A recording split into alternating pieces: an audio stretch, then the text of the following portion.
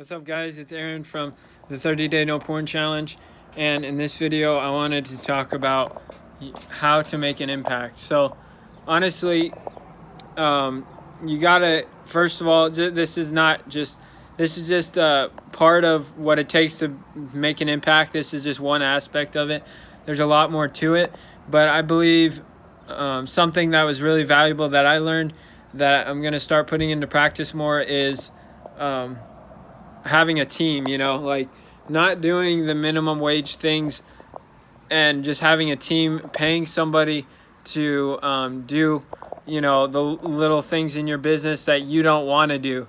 And you can grow a lot quicker rather than you doing everything yourself. I know not a lot of people on this channel probably do business or whatever, I'm not sure, but I just wanted to share that and share how to make an impact. You need a team, and all the successful entrepreneurs say you need a team to make an impact, and you do.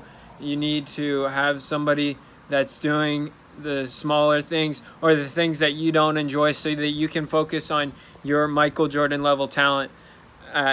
You need to focus on that. And then, because if only 5% of your time is focused on your Michael Jordan level talent, then you're not going to get very far.